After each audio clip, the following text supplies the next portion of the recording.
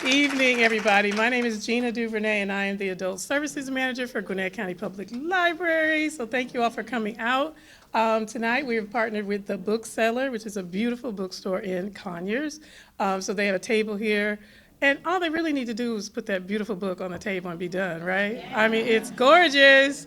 So feel free at any time to go over there and purchase a copy because our featured author of the evening will be signing afterwards. Terah Shelton Harris, let's give her a round of applause. You're going to be clapping a lot, so just get comfortable now. Terah Shelton Harris is a former librarian. I mean, I love it. Who now writes upmarket fiction with bittersweet endings. She is the author of One Summer in Savannah and Long After We Are Gone. Her books have been chosen as a Target Book Club pick, Library Reads pick, and a Goodreads Choice Awards nominee for Best Debut, to name a few. Terah was also named Target's first Author of the Year. Where the Wildflowers Grow is her third novel. And moderating tonight's talk is Renee Hicks, and she is a book lover and influencer who has fostered community in the literary space for nearly 8 years. She founded Book Girl Magic, a virtual book club dedicated to celebrating and uplifting Black women authors. With a heart for connection, Renee uses the magic of books to spark dialogue and highlight our shared humanity. So let's give them another round of applause and get it started. Thank you. So excited to be here. Thank you all for coming. Terah, thank you for being here. Thank you. Been a long time coming for us. Yes. We've been in communication for a while, so this is our first time getting to meet in person, and so excited to have her here in Gwinnett with all of us. So we'll go ahead and jump in and let's do it. Get this party started. All right, so Where the Wildflowers Grow centers on survival, but not just the physical survival. What was the first seed of this story for you? Was it Lee, the farm, or the grief? It was the grief. It was, I need a theme for my books. My books start with a theme. And so I didn't know what the theme of this book was going to be. And so I always ask myself this question whenever I start a book is, I look back at my last book, did I leave any meat on the bone? And so I went back to Long After We're Gone, and I realized the secondary theme of that book was grief. And then I looked at One Summer in Savannah, my first book, and I realized the secondary theme of that book was grief. And I said, I am running from writing about grief. And said, okay, it's time for me to tackle this head on. So it started with the grief. Yeah.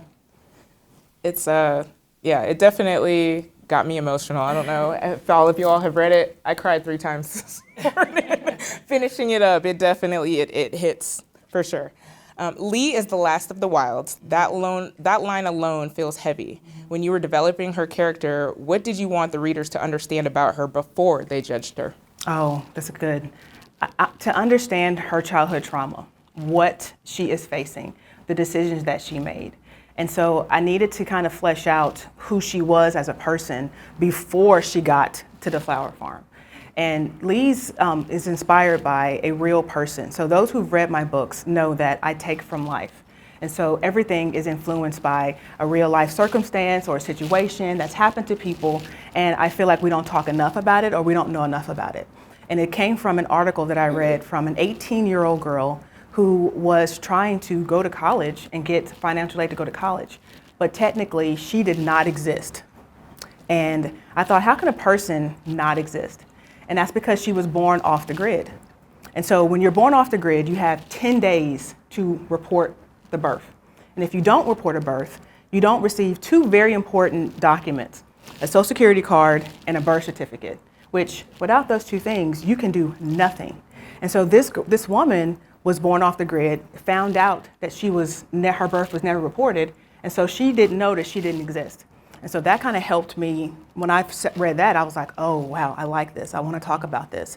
And so that is what I used to kind of frame her character. And so you understanding that immediately should help you have the empathy for her. Because Lee is, my husband just recently read it, and he was like, she's a little annoying to me at times. And that's what I tried to avoid, because I needed you guys to understand why she was the way she was before she started annoying you. Absolutely. So I need to circle back a little bit. For those of you who haven't read it, can you talk a little bit about what the book is about in general? Yeah. So this is a contemporary fiction novel that centers around Leandra Lee Wilds. And so the book opens, and Lee is a convicted felon on her way to prison. And the bus that she's on careens off the road and kills everybody on board except for her. And so she's at the bottom of this ravine, and she realizes, oh no, this has happened again, because this is not the first incident that's happened that she has been the only sole survivor. And so she's at the bottom of this ravine, and she realizes that her father's right, because he raised her sister and her to be these survivalists off the grid and raised them to be survivors. And so she realizes she's never really lived a life at all. And so instead of waiting for the prison officials to find her, she makes the decision that she's just gonna walk off and start living her life. And as luck would have it, she meets a hunky flower farmer named Jackson, because of course you have to have a hunky flower farmer. And he offers her a job on her flower farm. And she thinks it's a perfect place to hide out because it's a very rural area. But she doesn't expect to find the found family that she finds there. And so there she undergoes this profound journey of self-discovery. But you can't forget that she is an escaped convicted felon, so eventually her past catches up to her. So we talked about how your books all center around grief. Mm-hmm. Did this book feel different to write compared to your previous works? Yes, very much. Long After We're Gone was probably the hardest book that I wrote. Lee was the hardest character that I've ever written, because my characters speak to me. I don't see scenes, I hear voices. And so I need my characters to kind of fill out who they are, tell me about themselves. And so as an author, we like to remove ourselves. So you don't hear Terah's voice. I want you to hear the voice of Lee. And most of the time they come to me and they start talking to me. Lee didn't. And all the rest of the characters came. Jackson came first, Walt came second. Then finally, she started giving me little bits of pieces of information. And I said, Lee, girl, you're gonna have to come if we're gonna write this book. Because you're the star of the show. Like, can you come, please? And so eventually she started just giving me information in small snatches. And then I was getting frustrated because I need to write. So I started writing other things instead of where she wasn't centered. And I was taking a walk and I realized, oh, this is who you are. You wouldn't be trusting. You wouldn't be talking to a person. This is you.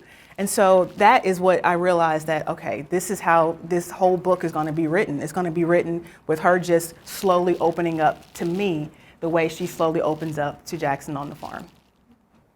I love that. So what part of the story came to you the most clearly at the start, and what took you the longest to figure out? Love these questions. I wrote the end of this book first. Not the epilogue, the end. I knew how this book ended before. That's one of the first things she told me. And I wasn't happy about it. But as an author, again, it's not me. I have to speak for my characters. So that was the first seed that I got. I had to kind of work on the romance part of this book, because I don't write romances. I don't write romance. This is about as much of a romance that I've ever put in any of my books. So that took me the longest, just because she is a survivor. And I didn't want to rush through her healing process straight into love. So it was, how do I balance the romance part with her healing at the same time? And it was kind of tricky to figure that out and be true to who she was as a survivor. Yeah. She had a lot going on. And like you said, you started with the end, and I'm glad that it didn't end there, because we might have had beef if you. Yeah. I would have been upset. So like I mentioned, I cried 3 times this morning just through the last bit of that book. I was highlighting left and right. Like, there's just so many nuggets out of there. But when you're writing emotionally heavy material, how do you protect yourself creatively? Oh, goodness. So there's always a comic relief or a family scene that I add to my books to kind of lighten it up. In One Summer in Savannah, it was the Pizza Fridays that kind of helped me be able to, okay, so I'm writing about these heavy topics, but we're going to throw some lightness in there. Luke, one of the men on the flower farm, was like the comic relief for me. He was like, okay, what crazy thing is Luke going to say to make me laugh, to get me through this? But I also, some of the heavier stuff, like some of the childhood trauma stuff, if you've read my books, you know I don't go there. I feel like you guys are amazing readers. I feel like I can just imply, and you guys can fill in the blanks for everything else. You know, I don't need to like spoon feed you what happened to her. There's like one line about her sister, and that was enough. Like, I protect myself by just not necessarily going there all the time. So Lee survives again and again, even when survival feels like a burden. From a craft perspective, how do you write a character whose strength is also her limitation? Do you think survival can sometimes delay healing? Yes.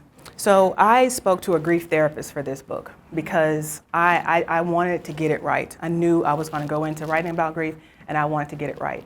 And one of the things that kept coming up was how open Lee was going to be, when to open her up, and how hard to make her. Because readers sometimes don't like unreliable narrators, and they don't like difficult people. They're like, oh, I can't stand her. Like, I don't want y'all to have that feeling like, oh, she is getting on my nerves.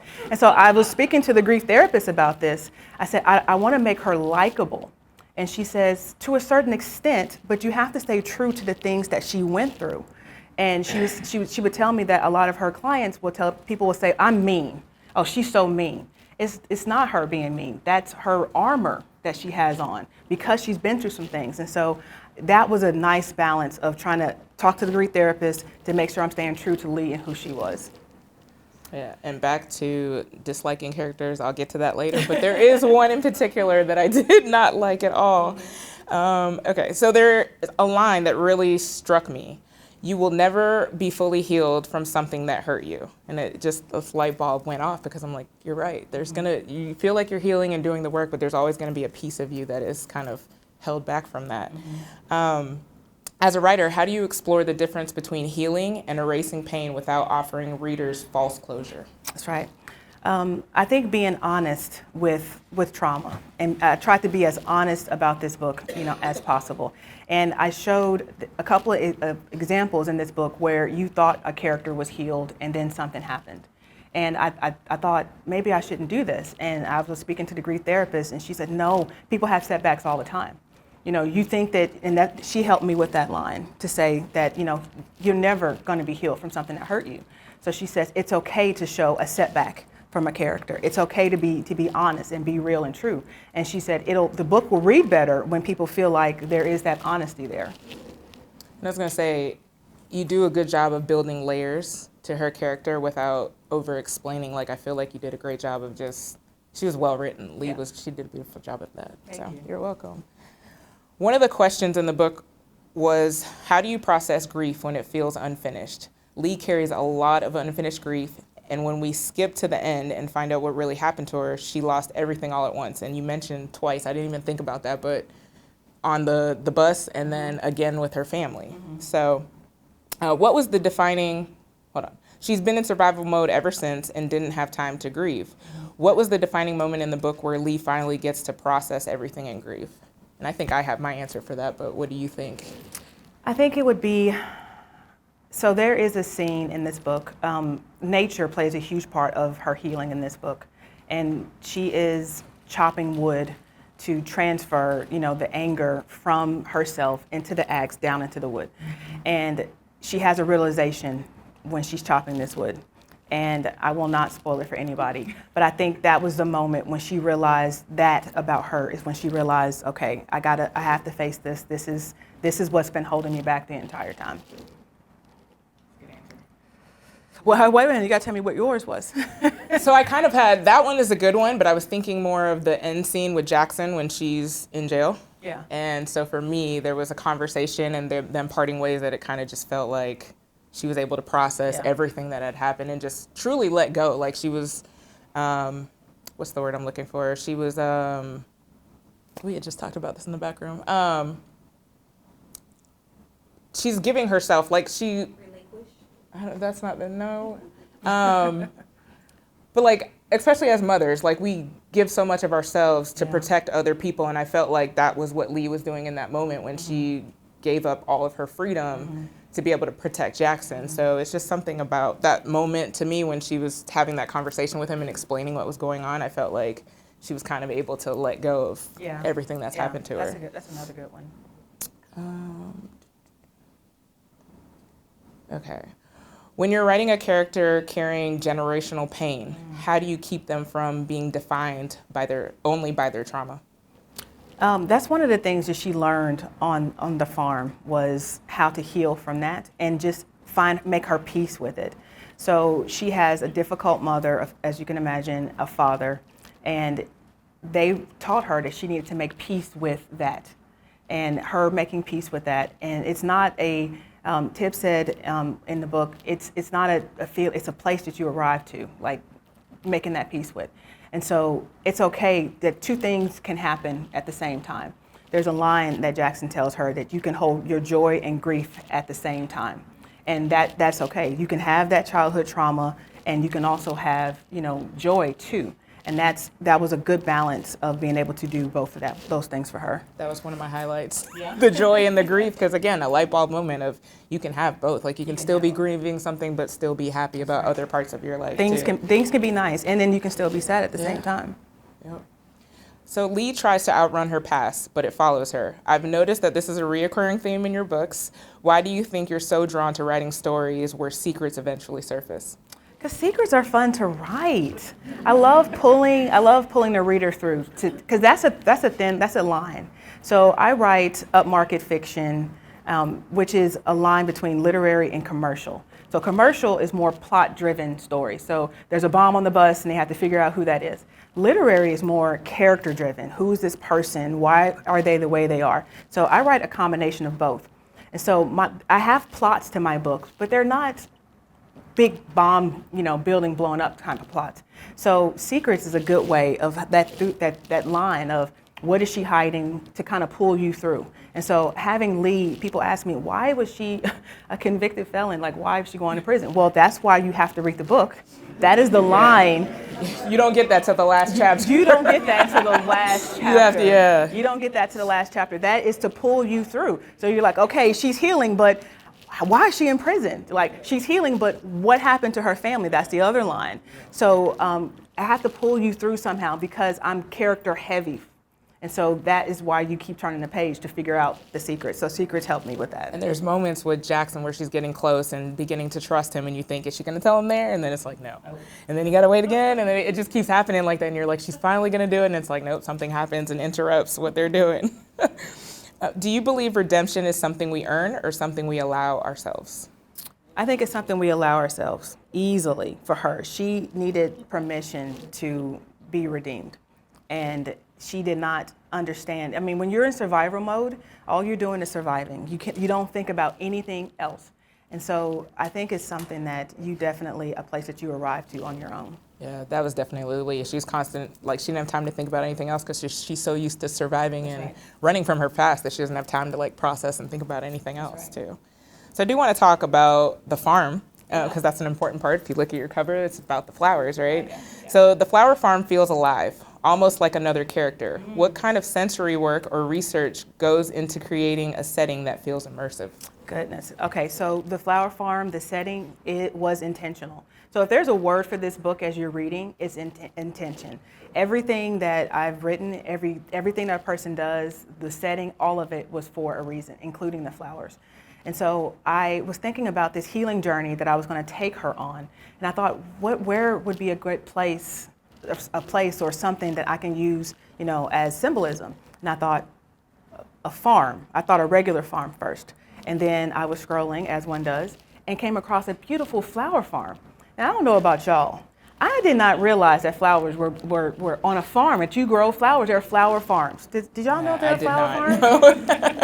Not until this book. Like, yes, this happened like, no. They're keeping it real over here, huh? I'm over here because I had no idea. And so I thought, oh, I have to write this. I like my books have unique aspects. So there's a character that does something quirky or have a quirky job. And I'm like, I have not read a book that had a flower farm in it. So I'm like, this is going in. But, okay, so I have a flower farm. What can I do with it? So I started thinking about flowers. And you think about flowers, you think about how slow the process of planting that they are. And I thought, well, that's healing. Healing is a slow process. It takes time. So I was like, oh, it's coming together. And so my first research trip was to a flower farm. Because, of course, I know nothing about flower farms. So I had to ask, these flower farmers, what do y'all do? Like, how is this made up? Like, how do I do this? And then I did a lot of research on flowers themselves, because there's two particular flowers that is very symbolic for Lee and who she is.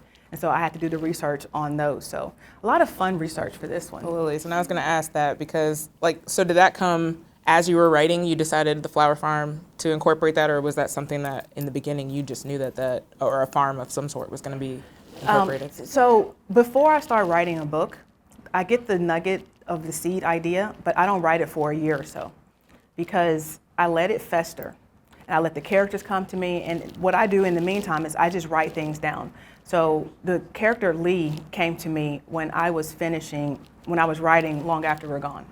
And so all I started doing was writing things down. And I was at the beginning of Long After We're Gone too. And I was like, I want to write this book, but I have to finish this one first. And so I just started writing things down. And so by the time I start writing, it's fully formed, for the most part, except for Lee. It's fully formed coming to me. So that's kind of like my process. So I want to talk a little bit about the title. How did that come about? So my publisher, Source Books, they do two amazing things that I wish more publishers would do. They market test their covers and their titles. So I have a working title for my book, and then so they'll take the description of the book, and me and my agent and my editor, we just submit a bunch of potential titles. And then they market test it, and the people look at the titles and the description, and they say which one matches best. And so which one scores the highest. And so my working title for this book was The Flower Farmer, which I love that title, and it tested horrible. It tested horrible. I will say I like this better. Prior to that, for Long After We're Gone, the working title was Airland, H-E-I-R Land, and I love that one, and that one tested horrible. So I was like, I'm not submitting anymore. My books are You guys figure it out. Right? It's untitled. That's how you're getting it. Untitled. Here you go. Have at it, because apparently I'm not good at picking out titles. So here. So they take the winning title, and then they take the description, and then that's when the cover designer comes in at. And so they're like, okay, which one of these match? The cover for this, one of the mock-ups that I had did not have Lee on the cover. So you just had this without her on the cover. I was like, no, we are putting a black woman on the cover of my book. And so they did it without her holding the flower. And so it tested horrible. And the feedback was, she looks like she's dead. I mean, yeah, that and makes I said, sense. oh, yeah, it does. And I didn't realize it. So then the designer came up with, because there's a scene in the book, and she thought she can be holding the flower. And so she's relaxing. And so they did that one, and it tested through the roof. So that's the cover we have. That's beautiful. And the sprayed edges, that's probably my favorite part of the whole thing. I love this because Black authors, we don't, for the most part, get a lot of stuff like this for our books. And the fact that they did this for my book was just beyond. I didn't expect it. I was pleased with just the cover. And then a month later, they were like, well, we're gonna do the edges for this. And I'm not a crier at all, and I just about cried. Listen, you saw my video when I Yes. posted that. I was like, oh my gosh, it's so beautiful. Like, it's the perfect touch that they added on there. So we talked a little bit about nature and it being grounding. Do you have a personal connection to grounding in nature, especially during your writing process? Yes, I live in South Alabama on former air property. My husband the family has a lot of land. I live in a house that we just finished building in the middle of the woods. So I love nature. I have a quarter-mile road to get to my house that I have wildflowers going down the side. So nature is I finally got a chance to put some of my things into this book. And so, yes, I handwrite my books. So I'm outside. I can be in my office. I can be in the bedroom. But most of the time, I like to have natural light, natural sun. So that kind of helps inspire me. You have your own wildflower farm. I have my own wildflower farm. That's pretty remarkable. So I do want to talk a little bit about Jackson, because he's a major character that I loved in this book. Jackson sees Lee before she sees herself. What do you think it takes to love someone who is still in survival mode? Because we've been through some things in this crowd. I was like, yeah. Well, when Jackson's character came to me, he came to me very patient and very soft. And I thought, this is what a character like her needs, because she is so, they had this armor on, and he's the complete opposite of her. And so I thought, okay, but why would he be a patient man? Why would you be a patient man, Jackson, was a question that I asked. And that's because he understands that, because he was there like her.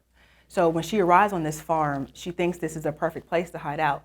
But Tib and Luke and Jackson have all weathered their own childhood traumas that they are healing from. And so I thought that is going to help her be able to see that they have tried to start the healing process. And so Jackson is able to be patient because he sees himself and sees Luke and Tib in her. And so that's kind of helped flesh out his character a little bit. Yeah, he was so sweet to her. I loved everything about him. So as someone who has personally experienced heartache and love, I was so happy to see Lee receive tenderness that we just talked about. When you write a love interest like Jackson, what are you most mindful of? Exactly what you said, the tenderness. It was how did not have Lee run over Jackson and be, he pushed her. He really challenged her to step out of that. But what is the line? Like, how far do you go? And so that was tough. But just to be the softness, just to be there. So one of the scenes, Lee is a sleepwalker. And so I'm a sleepwalker too. And so when she sleepwalks, he catches her sleepwalking. And so instead of telling her that she sleepwalks, and her type of sleepwalking is my type of sleepwalking, which is going out of doors. And so at night, she would barricade her door to make sure that she would not go out of the door. And so one night, she did not remember to put something in front of the door to stop her from going out. And so she goes out in this field, and he catches her. So instead of telling her, he slept or came every night to make sure that she did not come out. And so that was a way of showing this tenderness that he cared about her well before he actually said the words. Because I didn't want to make it seem like Jackson was like pursuing her, because he knows that she's damaged. And so one of the ways of showing his tenderness was her finding out that he had been coming out there and checking on her in the middle of the night. And she thought it was a dream too. Like, she remembers having an interaction. She thought it was a dream too. So I thought that was sweet when he finally was like, no, I've been sitting out here the whole time waiting on you. Do you think that writing tenderness is harder or more vulnerable than writing conflict? I think a combination of both. In this one, it challenged me. Conflict was easy for me to write in my second book, just because I just leaned into that one. But I wanted to challenge myself and be a lot more tender for this one. But it requires a lot of thought, because it was, again, staying true to who Lee was as a character. And so what are some things that the character can do that's tender without necessarily her knowing? And so I think the tenderness. So I do want to talk about Tib and Luke, because they're some of my favorite characters in this book. So I love how they are such an important part of especially her story. They also gave Lee a soft place to land. And those kitchen scenes, like the scrambled pancakes, for those of you who have read it, quickly become some of my favorite moments in the book. Where did the idea to include Tib and Luke come from? Well, I didn't want her to move and live on this farm just with Jackson. That just would have been, that would have been awkward. And so I love found family. I love the found family trope. Does anybody else like found family trope? I love found family. So I thought, oh, okay. So Lee has lost her family. How about she finds a new family? So that's where the idea of the found family came in. But then I'm like, so who's there? And so Jackson came to me first, Walt came to me, then Luke came, and Tib came last. So I was like, oh man, I was hoping that maybe a woman would come to kind of loosen it up a little bit, but all men came, and I thought, oh goodness, this is going to be interesting. And so I thought, okay, so when I fleshed out their stories, I thought, okay, what is some of the light moments to show that she is loosening up? And it was the kitchen scenes. It was Jackson requires them to work on this farm. They have to eat breakfast and dinner together. And so I thought this would be a great time to kind of lighten the mood and have them laugh, and that's where the scrambled pancakes came in at. And I remember I wrote that scene after I explained what happened to Lee's family.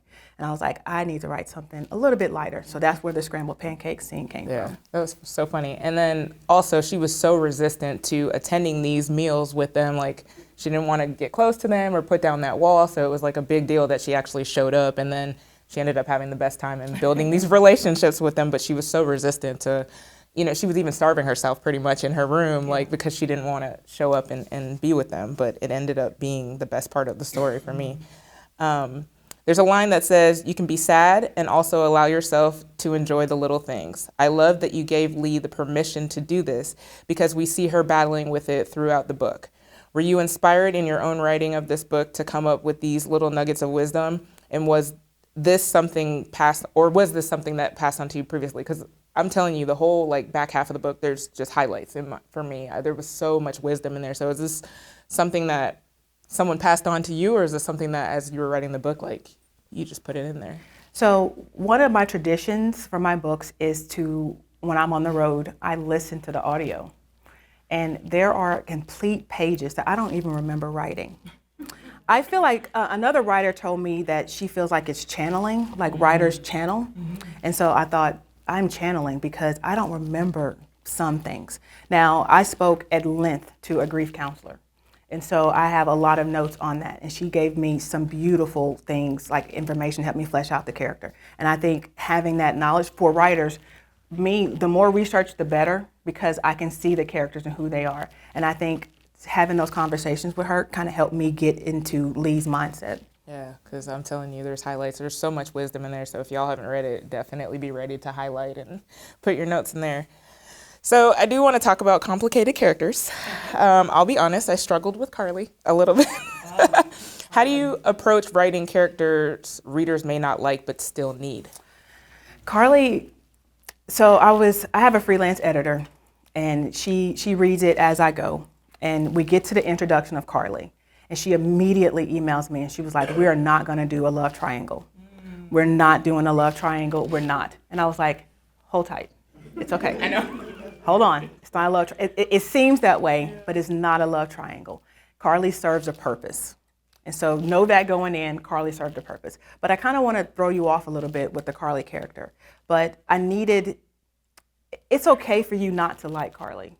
I gave myself permission with that because I did pull back on some of the other things that I had that I did not put into the book.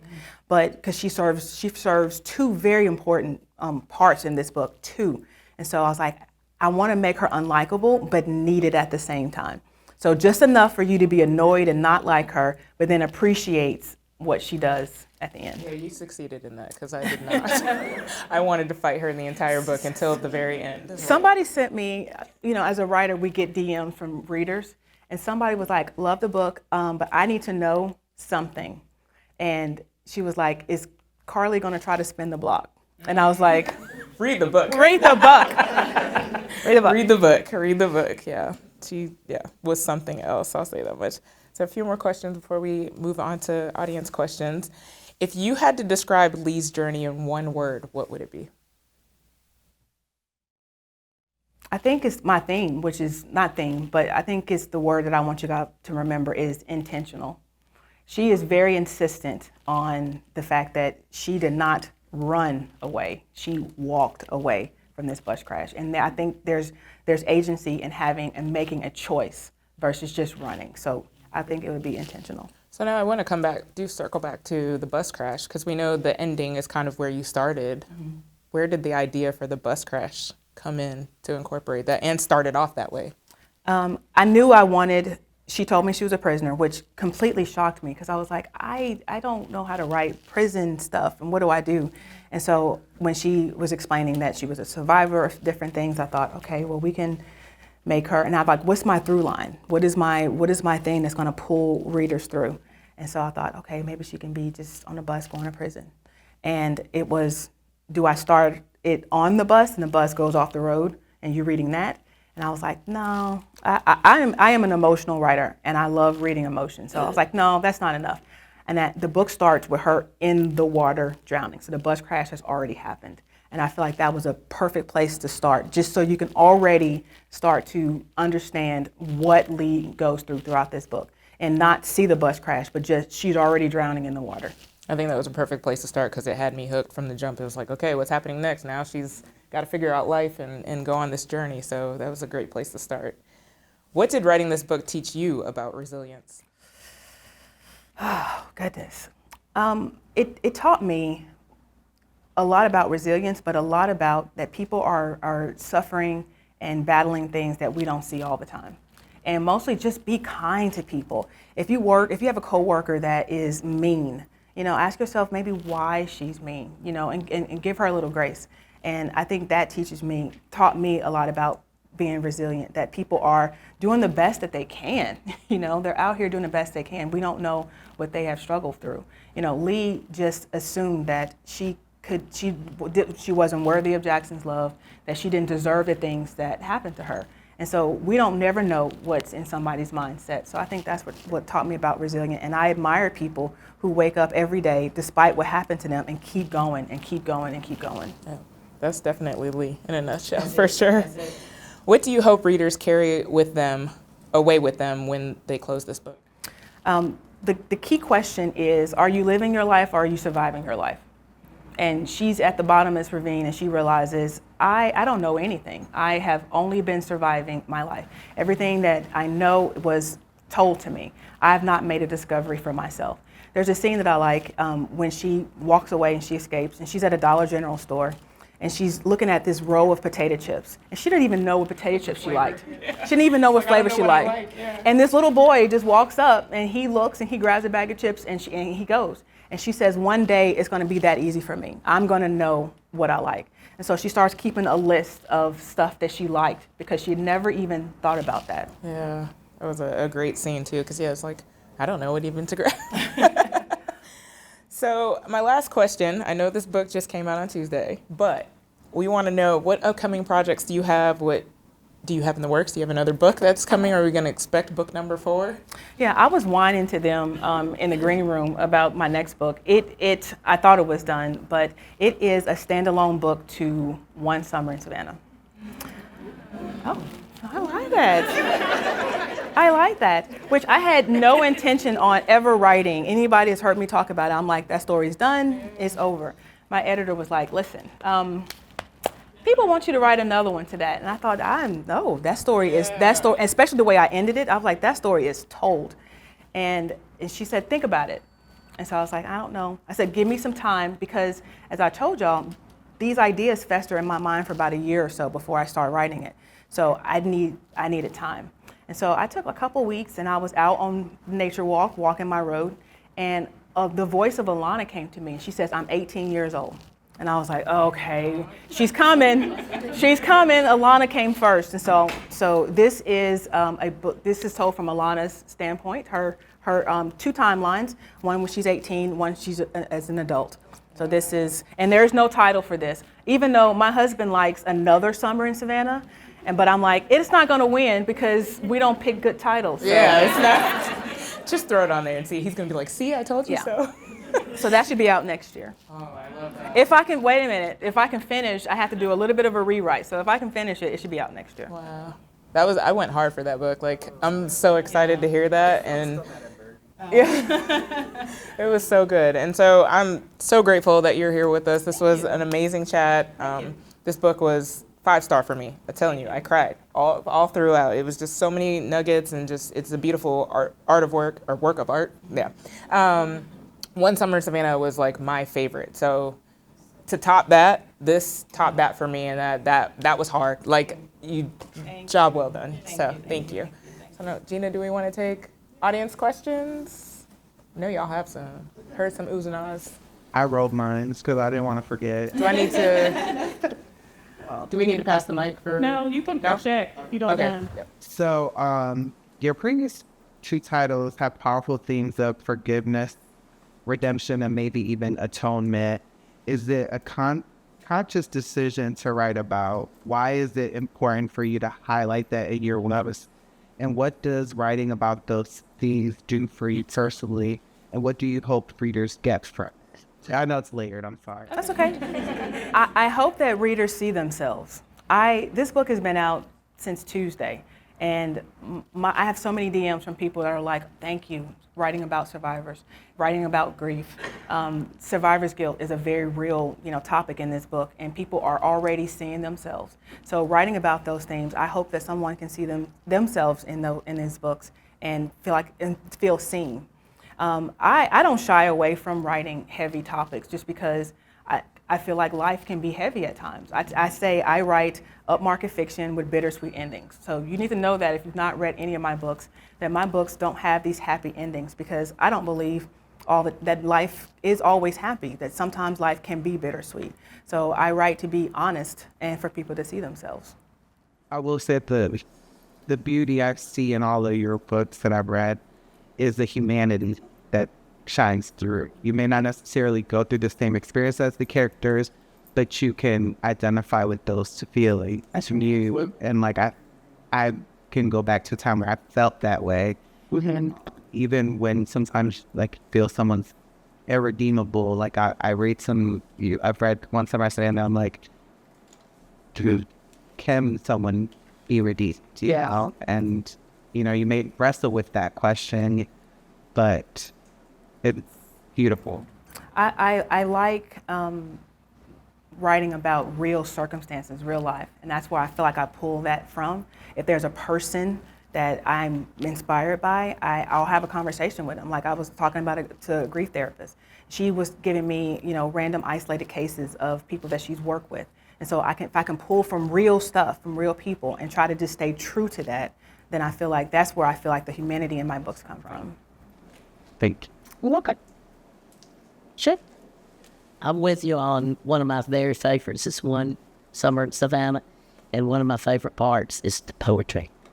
So if you can share, will we have poetry in book 4? No, we won't. Because I won't spoil it for anybody that has not read it, but there's a character that speaks only in poetry, and there's a reason why there will be no poetry. Not be that. Right. Yeah. So sorry. Sorry. And then the other part of that was the poems that I had to use was in the public domain. And so it was the free to use poems. There's a couple of poems, a lot of Langston Hughes I could not use, Maya Angelou I could not use. You can use them, but you have to pay for them. And so it was, you know, I was a debut author then, so I was like, we ain't have no money. We don't have no money.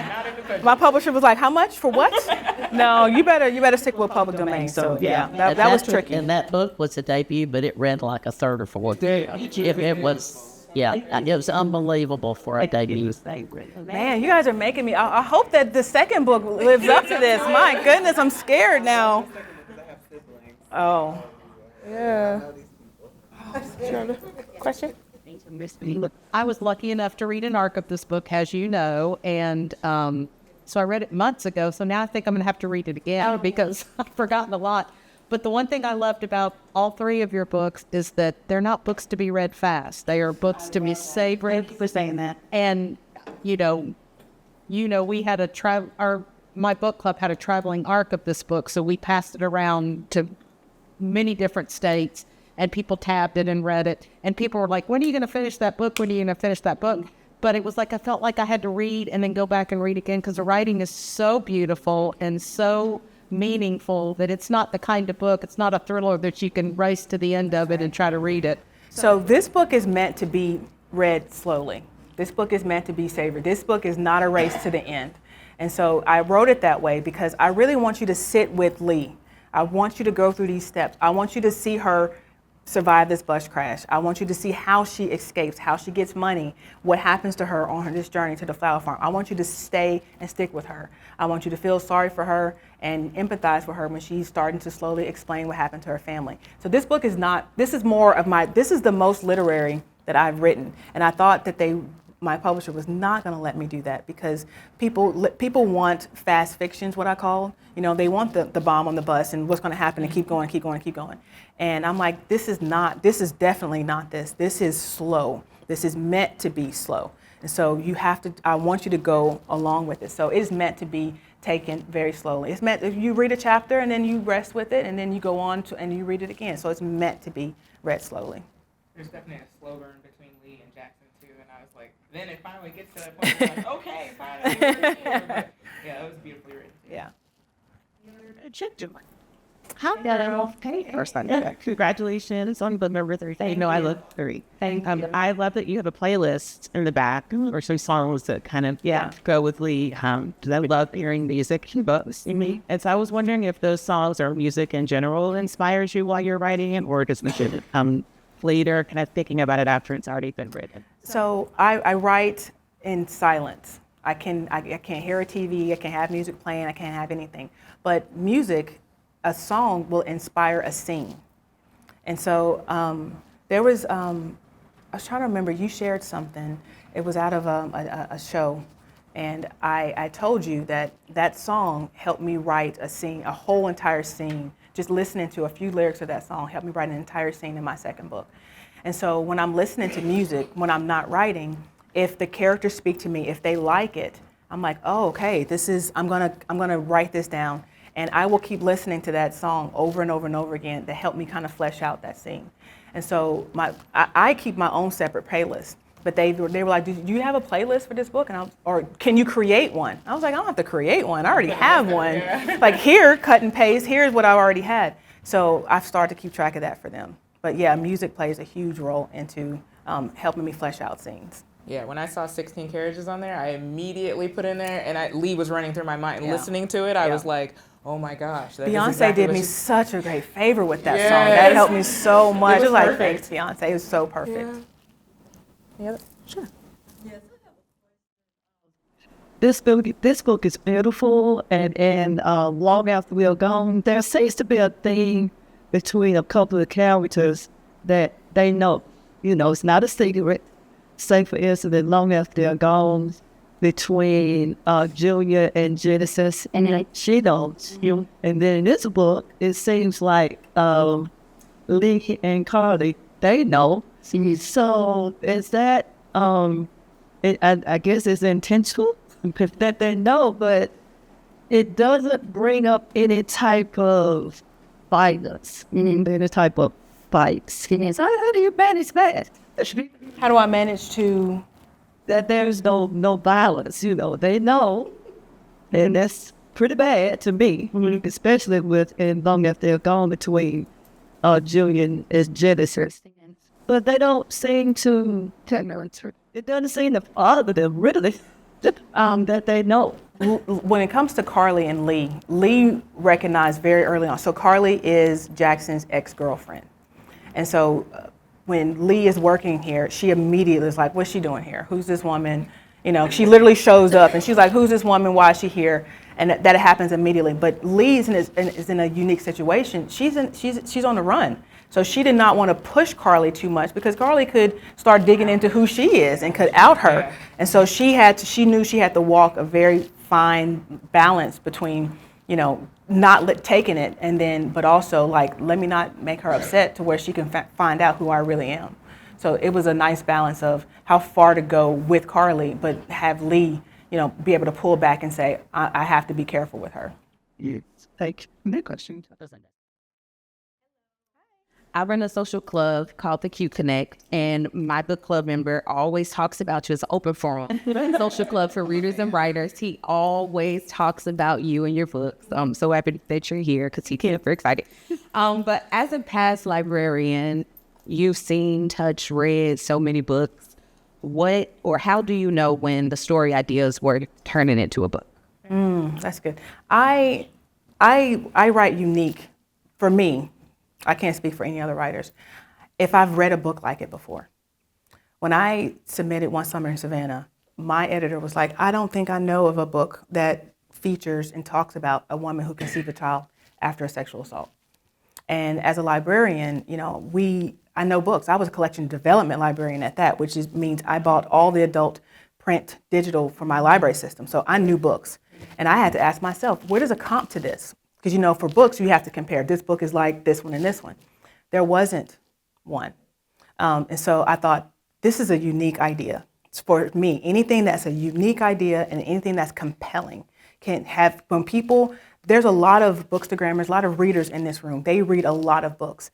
And can they be like, oh, that sounds like this?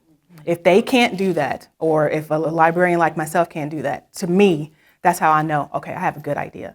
What's the last book that y'all read about an escaped convicted felon who unpacks her trauma on a flower farm? See? So that's how you know, because then that helps your publisher be able to market it. Like, how do we market this? This is something that people have not ever read before. all of my books feature stuff like that. So that's always I think that's my niche, a way of standing out, because there's a lot of books that come out, and you guys read so fast, and you'll have your favorite, authors. And how do I make sure that you guys pick up my book? It's because I want you to be like, okay, what is Terah going to teach me today? What is that thing that I'm going to learn from Terah? Oh.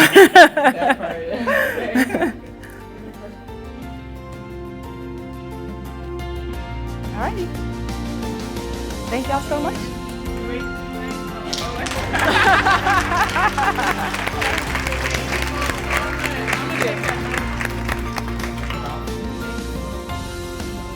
Am I on? I'm not on. And See we how didn't she drink does any me? water. See how she does? We didn't drink any water. See how you doing? Anyway, hello. There we go. Terah's gracious enough to sign for us. So Yes. the line will start over there, and she'll sit there, and maybe she'll take a picture or two. Of course. Oh, okay. See, Goodness. look at that. But yes, please visit the bookseller if you'd like. Please take all of those chips. Now you know you're going to want something when you drive home. Please. All right. Thank you. Thank you again. Of course.